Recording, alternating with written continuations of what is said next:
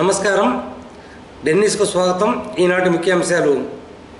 పాదయాత్రతో సత్తా చాటిన విష్ణు ఒంటేరు, ప్రజల నుంచి అనూహ్య స్పందన, కానరాని వైసీపీ జెండాలు, విష్ణు ఒంటేరు ఫోటోలు మాత్రమే. పాదయాత్ర ద్వారానే వైసీపీ అధిష్టానానికి అసలు విషయం తెలుస్తుంది పేర్కొన్న మాజీ ఎమ్మెల్యే ఒంటేరు. మాజీ ఎమ్మెల్యే గుట్టిపాటి కొండప్పనాయుడు సేవలు అపురూపం, సంస్మరణ సభలో పేర్కొన్న బేద బలినేని. ఓటరు విలువ తెలుసుకున్నప్పుడే మంచి పాలకులను ఎన్నుకుంటాం, ఓటరు దినోత్సవ కార్యక్రమంలో పేర్కొన్న సబ్ కలెక్టర్ శ్రీధర్. కావలి నియోజకవర్గంలో మాజీ ఎమ్మెల్యేలు కాటమరెడ్డి విష్ణువర్ధన్ రెడ్డి, ఒంటేరు వేణుగోపాల్ చేపట్టిన పాదయాత్రకు అనూహ్య స్పందన లభించింది. శుక్రవారం అల్లూరు నుంచి కొండపెట్టకొండ వరకు ఈ పాదయాత్ర కొనసాగింది. ఈ పాదయాత్రలో విష్ణు దంపతులు ఒంటేరు పాల్గొని గ్రామాల ప్రజలు వారికి ఆరాధనలతో స్వాగతించారు. కావలి నియోజకవర్గ స్థాయిలో నియోజకవర్గ నేతలు చేపట్టిన ఈ పాదయాత్ర విష్ణు ఒంటేరు రాజకీయ చరిత్రలో ఒక మైలురాయిగా నిలవనుంది. ఒంటేరు కూడా తన అనుచరులను వ్యూహాత్మక పాదయాత్ర తరించి తన రాజకీయ చరిత్రను చెప్పారు. ఇద్దరు మాజీలు చేసిన ఈ పాదయాత్రకు ఊహించిన స్పందన రావడం రాజకీయ వర్గాల్లో చర్చగా మారింది. వైసీపీ అధిష్టానం కూడా తమ బలమేమిటో చూడటం జరిగింది. విష్ణు పాదయాత్రలో వైసీపీ జెండాలు లేకుండా విష్ణు ఒంటేరు ఫోటోలు మాత్రమే ప్రదర్శించి తమ సొంత బలం ఏమిటో అధిష్టానానికి చెప్పగానే చెప్పారు. ఈ పాదయాత్ర ద్వారా ప్రత్యర్థులకు హెచ్చరికలు పంపారు.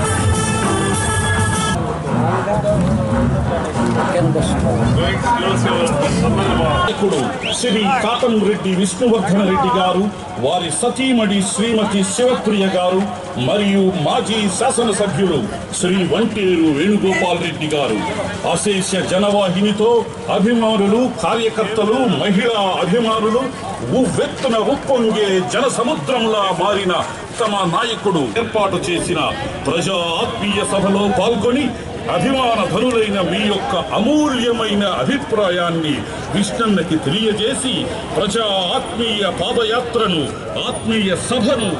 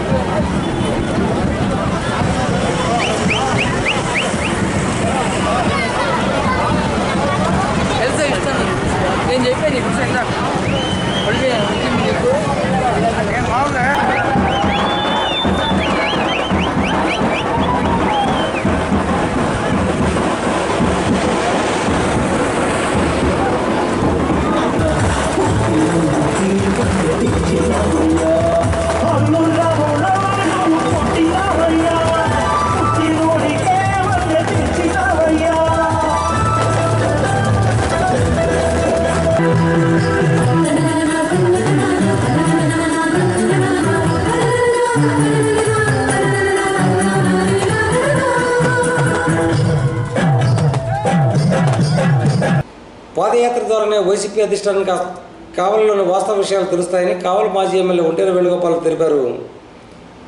పాదయాత్రకు బయలుదేరుతున్న సమయంలో ఆయన విలేకరులతో మాట్లాడుతూ ఎమ్మెల్యే రామిరెడ్డి ప్రతాప్ కుమార్ వ్యవహారాలపై విమర్శలు గుప్పించారు.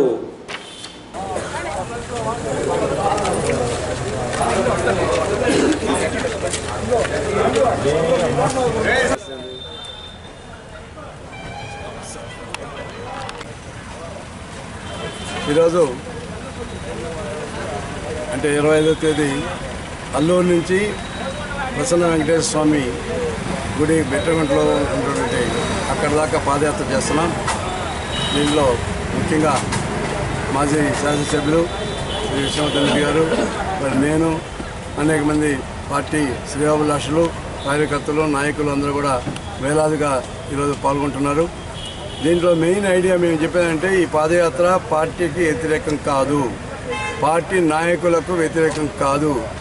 మాకు గత 4.5 సంవత్సరంలో ఈ యొక్క పార్టీలో అధికారంలో ఉన్నటువంటి వ్యక్తి పూర్తిగా విస్మరించి ఒక సామాన్య కార్యకర్త లాగా కూడా చూడకుండా ఉన్నటువంటి పరిస్థితిలో ఈరోజు మేము అధిష్టానానికి తెలియజేసినాం. మిడిల్లో ఉన్నటువంటి అధిష్టానంలో ఉన్నటువంటి నాయకులు చెప్పినా మాకు ఇంతవరకు న్యాయం జరగలేదు. కాబట్టి ఈరోజు తప్పకుండా ఈ యొక్క ప్రదర్శన ద్వారా, ఈ యొక్క పాదయాత్ర ద్వారా జగన్మోహన్ రెడ్డి గారికి తప్పకుండా తెలుస్తుంది. నేను కూడా మళ్ళీ 27వ తేదీ కానీ 28వ తేదీ కానీ కలిసినప్పుడు కావల్లో ఉన్నటువంటి రాజకీయ పరిస్థితులు వివరిస్తూ తప్పకుండా పార్టీ అభ్యర్థిని మార్చి చేయగలిగితే తప్పకుండా మన వైఎస్ఆర్సీపీ జెండా ఎగురవేయటం మాత్రం తథ్యం. లేకపోతే మాత్రం చాలా కష్టాల్లో ఉన్నాం. కాబట్టి మేము మరి ఒకసారి ఆయనకి ఇతర నాయకులు కూడా, జగన్మోహన్ రెడ్డి గారికి ఇతర నాయకులు కూడా చెప్తున్నాం, ఎవరికైతే మంచి సర్వేలో బాగుందో వాళ్ళకి ఇవ్వాలని చెప్పి మేము కోరుకుంటున్నాం. అదేవిధంగా మరి విష్ణువర్ధన్ రెడ్డి గారికి కానివ్వండి, తగిన నాయకులు కానీ వాళ్ళకి ఏ విధంగా మీరు ప్రాధాన్యత ఇస్తారో వాళ్ళు చెప్పకుండా ఎంతసేపటికి ఆయనకి చేయండి మళ్ళీ చూస్తూ ఉంటాం. గత 4.5 సంవత్సరంలో ఏ విధంగా మమ్మల్ని చూశారు మేము అందరికి కూడా తెలుసు. వచ్చే 5 సంవత్సరాలు ఆయన గెలిపించిన తర్వాత కూడా అంతకంటే హీనంగా కూడా మమ్మల్ని చూసేదానికి అవకాశం ఉంది. కాబట్టి మేము ఈరోజు ఈ పాదయాత్ర చేపట్టాల్సినటువంటి అవసరం వచ్చింది. దీన్ని మరి అధిష్టానం కూడా తప్పకుండా గ్రహించాలని చెప్పి మేము కోరుకుంటున్నాం. కావలి మాజీ ఎమ్మెల్యే గొట్టిపాటి కొండప్పనాయుడు సేవలు అపురూపమని ఎమ్మెల్యే బల్లినేని రామారావు, మాజీ ఎమ్మెల్యే పేదా మస్తానరావు తెలిపారు. శుక్రవారం కావలి ఉదయగిరి బ్రిడ్జ్ సెంటర్లో గొట్టిపాటి సంస్మరణ జరిగింది. ఈ కార్యక్రమం గొట్టిపాటి అభిమానుల ఆధ్వర్యంలో జరిగింది. అంతకుముందు ఆయన అభిమానులు గొట్టిపాటి విగ్రహానికి పూలమాలలు వేసి ఘనంగా నివాళులు అర్పించారు. గొట్టిపాటి కొండపనాయుడు 17వ వర్ధంతి కార్యక్రమం నిర్వహించారు. సంబంధించినటువంటి పెద్ద రకమైన మనుషుల దగ్గర తీస్తే ఆయన చెక్క రాజకీయ అధికారంలో కొరకారం తీశాడు. ఈరోజు యువతని ఎందుకు దగ్గర తీస్తున్నాడు అని అంటే కారణం ఏంటంటే 17 సంవత్సరాలు ఈ వర్ధంతి చేస్తున్నటువంటి కొరకారైన బాబురావు, మలిశెట్టి వెంకటేశ్వర్లు, శ్రీహరి నాయుడు, ఆయన శిష్యుడు ఇందాక ఏదో చెప్పాడు, అప్పుడు శిష్యుడు ఇప్పుడు శిష్యుడు గారిని ఆయన ఇటువంటి వాళ్ళు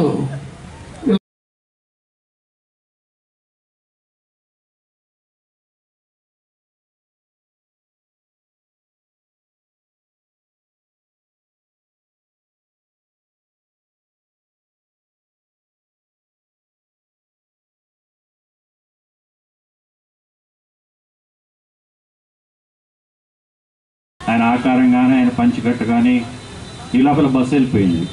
అంటే ఆయన అంటే ఒక క్రేజీ ఎమ్మెల్యే ఆ రోజుల్లో ఈ ప్రాంతంలో. ఒకప్పుడు ఉదయగిరి నియోజకవర్గంలో ఇప్పుడు ఉండేటటువంటి మన కావుటూరు కాదు, మన ఇదేనా బ్లాక్లు పుట్టినప్పటి నుండి చినకాక బ్లాక్లు పుట్టినప్పటి నుంచి ఆయన ఫస్ట్ సమితిల కంటే ముందు బ్లాక్లు ఉన్నాయి. మొట్టమొదటి బ్లాకులకి ఆయన ప్రెసిడెంట్. ఆ తర్వాత వింజమూరు సమితి కొండపనాయుడు అని ఎప్పుడు అందరూ చాలామంది చెప్పేవాళ్ళు. ఆ తర్వాత 72లో ఇక్కడ ఆయన ఇండిపెండెంట్గా ఎమ్మెల్యేగా ఎలక్ట్ అయ్యి ఈ ప్రాంతంలో ఉండేటటువంటి ఎంతోమందికి ఆదర్శంగా ఆయన అంటేనే ఇప్పుడు చంద్రబాబు నాయుడు గారు ముఖ్యమంత్రిగా లేకపోయినా కూడా 10 సంవత్సరాలు మనం ఆయన ముఖ్యమంత్రిగానే చూసాం. అదేవిధంగా ఆయన ఎమ్మెల్యేగా లేకపోయినా కూడా ఎమ్మెల్యే కొండపనాయుడు అని పిలిచేవాళ్ళు అందరం. అలాంటి నాయకుడు ఈరోజు మన మధ్య లేకపోవడం దురదృష్టకరం. ఎందుకంటే ఈరోజు మా ఉదయగిరి నియోజకవర్గానికి తెచ్చుకుంటే ముఖ్యంగా ఉత్తర కాలువ, గొట్టిపాటి కొండపనాయుడు గారు ఉత్తర కాలువ ప్రెస్ వాళ్ళకు కూడా నేను చెప్తున్నాను, మీరు కొండపనాయుడు గారి కాలువ అని చెప్పి రాయాలని చెప్పి సందర్భంగా ప్రెస్ వాళ్ళు కూడా కోరుకుంటున్నాను. ఎందుకంటే ఉత్తర కాలువ అంటున్నారు, దాన్ని జీకేఎన్ కాలువ అని చెప్పేసి చంద్రబాబు నాయుడు గారి టైంలోనే దానికి కొండపనాయుడు గారి పేరు పెట్టడం జరిగింది. దాదాపుగా 100 కోట్ల రూపాయలు ఖర్చు పెట్టి 105 కిలోమీటర్లు 2 మండలాలకి, కలిగిరి మండలం, కొండాపురం మండలం, ఈరోజు రైతులకి దాదాపుగా 40,000 ఎకరాలు సాగులోకి తీసుకొచ్చినటువంటి మహానుభావుడు కొండపనాయుడు గారు. పెద్దల కొండపనాయుడు గారికి తెలుగుదేశం ప్రభుత్వ హయాంలో ఏవి పెద్ద పదవులు కానీ గుర్తింపు లేదని, కానీ అది పూర్తిగా నేను ఖండిస్తున్నా.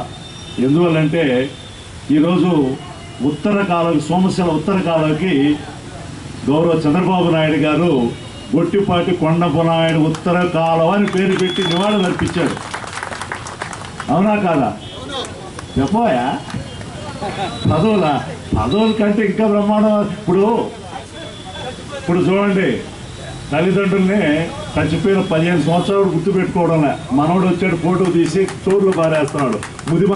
ఈ అభిమానులందరూ కూడా ఆయన్ని గుర్తుపెట్టుకునే క్రమం తప్పకుండా ఇంత ఘనంగా నివాళులు అర్పిస్తున్నారంటే ఇంతకంటే ఏం కాదు. అందులో ఇక్కడ ఉండేవాళ్ళంతా తెలుగుదేశం పార్టీలో ప్రముఖ స్థానాలు ఉండేవాళ్ళు చేస్తున్నారంటే తెలుగుదేశం ప్రభుత్వం ఆయన శిష్యులు కానీ వాళ్ళందరూ కూడా ఎక్కువ గౌరవించినటువంటి వాస్తవాన్ని కూడా మనం కూడా దృష్టిలో పెట్టుకోవాలని చెప్పి ఈ సందర్భంగా మీ అందరూ కూడా తెలియజేసుకుంటా ఉన్నాం. అదేవిధంగా ఈరోజు ఇప్పుడు తమ్ముడు రవిచంద్ర ఉన్నాడు. రవిచంద్ర రాజకీయాల్లో ఆయన స్ఫూర్తితోనే రాజకీయాలకు వచ్చింది. నేను కూడా కొండపనాయుడు గారు కూడా కొండాపురంలో రవిచంద్ర జెడ్పీటీసీ చైర్మన్గా గౌరవ చంద్రబాబు నాయుడు గారు ముఖ్యమంత్రి అనౌన్స్ చేసిన తర్వాత ఫస్ట్ ప్రచారం ప్రారంభించింది కొండాపురంలో.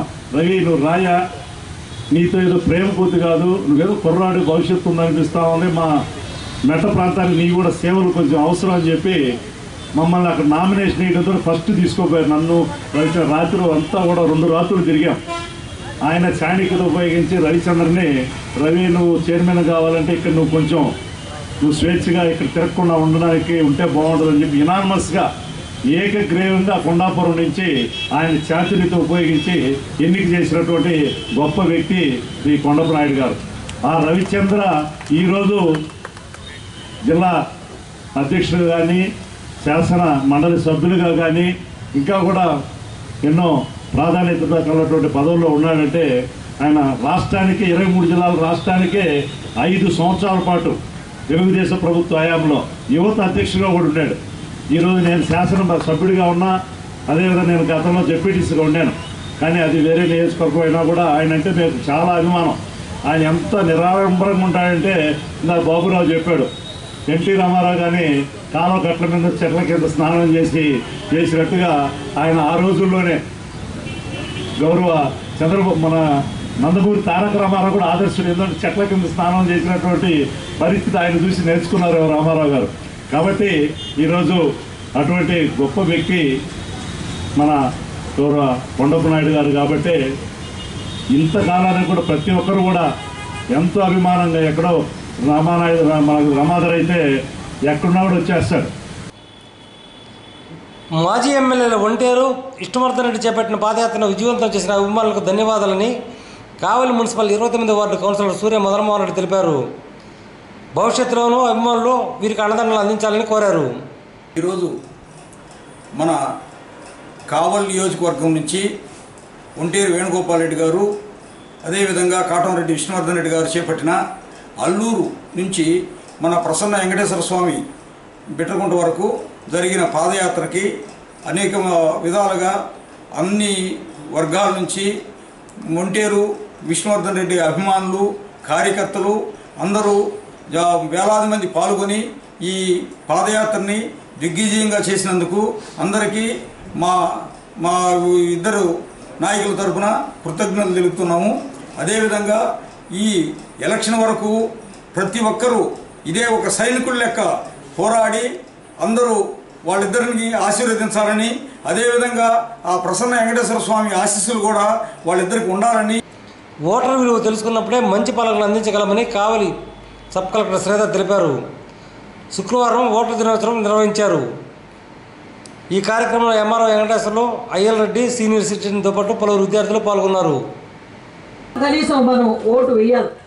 ఇందాక సార్ చెప్పారు, శ్రీనివాసరావు సార్, ప్రభుత్వాలను తిట్టుకోవడం కాదు, ఎన్నికల్లో వాళ్ళు ఇచ్చిన మేనిఫెస్టో చూసి మోసపోవడం కాదు. ఎవరైతే మన ప్రాంత మన నియోజకవర్గ అభివృద్ధి కృషి చేయగలరో అట్లాంటి దేశ పౌరులమైన మేము ప్రజాస్వామ్యంపై విశ్వాసంతో మన దేశ ప్రజాస్వామ్య సాంప్రదాయాలను స్వేచ్ఛాయుత, నిష్పక్షపాత, ప్రశాంత ఎన్నికల ప్రాభవాన్ని నిలబెడతానని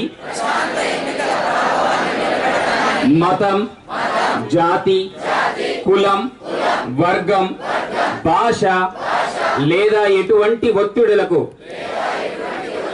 ప్రభావితం కాకుండా ప్రతి ఎన్నికలో నిర్భయంగా ఓటు చేస్తామని ఇందు మూలంగా ప్రతిజ్ఞ చేస్తున్నాము.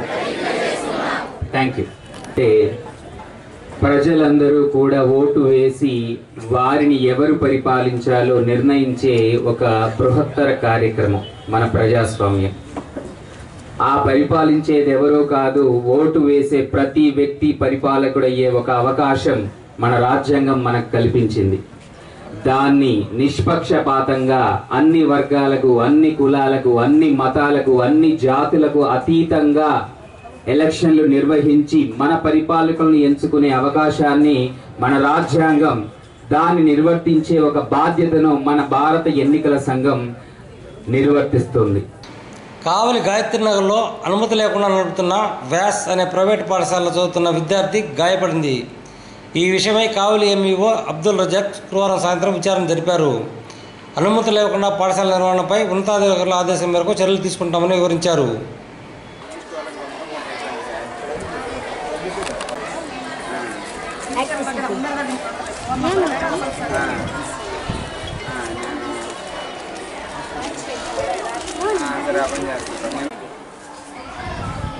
బాగుండాలనే కదా మేము కూడా పసిబిడ్డలు కదా మా వాళ్ళు. ఒకటి అసలు ఏంటంటే ఇక్కడ పెట్టకూడదు, మీరు లేని ఉండని మీరు పర్మిషన్ తీసుకుంది అక్కడ కాబట్టి, లేకపోతే మానుకోవాలి. ఎవరు సమాధానం అవును. అయితే నిన్న రాత్రి చెప్పడం ఏంటంటే పాప కింద ఏది ఆ దెబ్బల దగ్గరని కోయంబత్తూరు తీసుకెళ్లారనే మాట వీళ్ళు చెప్తున్నారు. ఏం జరిగిందనేటువంటి పిల్లల్ని కనుక్కుంటే పిల్లలు చెప్పేది ఏంటంటే మేము స్టడీ అవర్లో ఉన్నాం సార్, మాకు తెలియదు సార్ అని చెప్పి చెప్తున్నారు. అయితే ఎక్కడ పడిపోయింది అన్నప్పుడు ఆ పిల్లల్ని 1 by 1 పంపించాం. నలుగురు అయితే ఒకేసారి అంటే అనుకుని చెప్తారని చెప్పి 2 మగపిల్లల్ని 2 ఆడపిల్లల్ని 1 by 1 పంపించి ఎక్కడ పడిపోయింది అంటే అదిగో ఈ ప్లేస్లో పడిపోయింది అని చెప్పి చెప్తున్నారు. కిందండి ఈ ప్లేస్లో ఈ మధ్యలో పడిపోయి ఉందన్నట్టుగా చెప్తున్నారు. అది వాడు చెప్పినటువంటి అంశం. వాడు చెప్పినటువంటి అంశాన్ని మేము అంటే స్కూల్కి అయితే రికగ్నిషన్ లేదు, ఈ క్యాంపస్కి రికగ్నిషన్ లేదు, ఈ విషయాన్ని డిఓ గారికి తెలియదు. అది మాకు తెలియదు, దీని మీద ఎంక్వైరీ జరుగుతుంది కూడా, ఎంక్వైరీ జరుగుతుంది. అది ఎక్కడ పడింది అనేటువంటిది ఎవరూ చెప్పట్లేదు. ఇక్కడ పడిపోయిందని మాత్రం చెప్తున్నారు. దాన్ని బట్టి మరి ఏ రకంగా పడ్డది అనేటువంటిది మీరు అంచనా వేసుకోండి. అంతేగాని ఇక్కడ ఎవరు కూడా మేము పిల్లలు అందరు పిల్లలు 22 వచ్చారు. పడివాడు 22 అడిగినా కూడా మేము చూడలేదు, మేము చదువుకుంటున్నామని చెప్పి మేము ఇక్కడ వచ్చి ఉన్నాము. గతంలో ఏం లేదు ఇక్కడ. ఇవాళ వస్తే వాళ్ళ క్లాసు జరుగుతున్నట్టుగా కనబడుతుంది. అది కరెక్ట్ కాదు. మీరేం చెప్పబోతున్నాం సార్ ఈ విషయం? డిఓ గారికి మేము దీనికి అంటే ఈ విధంగా చేస్తున్నారు కాబట్టి, ఒకటి స్కూల్ని క్లోజ్ చేయటం, రెండోది సమాచారం అనేటువంటి సక్రమంగా ఇవ్వట్లేదు కాబట్టి క్లోజ్కి రికమెండ్ చేస్తూ ఏదైనా క్రిమినల్ చర్యలకు సిఫార్సు చేస్తే యాక్షన్ తీసుకుంటాం. పర్మిషన్ ఇస్తే పెడతాం. స్కూల్ క్లోజ్ చేస్తున్నారా? ఇది స్కూల్ లేదండి, అసలు క్లోజ్ అయ్యింది లేదు, అసలు జరపడానికే లేదు. ఇది స్కూల్ కాదు.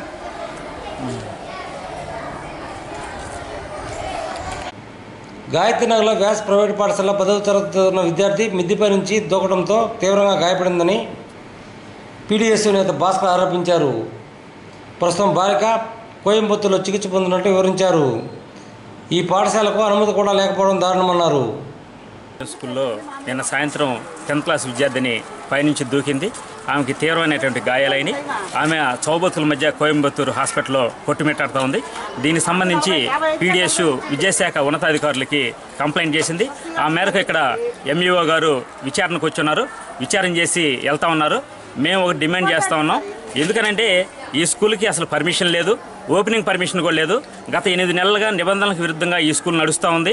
దీనికి పర్మిషన్ లేకుండా కూడా నడుస్తుందని చెప్పేసి మేము జిల్లా స్థాయి అధికారుల దగ్గర నుంచి రాష్ట్ర స్థాయి ఉన్నతాధికారుల దగ్గర కూడా మేము తీసుకెళ్ళాం. ఎందుకంటే ఇక్కడ దాదాపు 300 మంది దాకా విద్యార్థులు ఉన్నారు.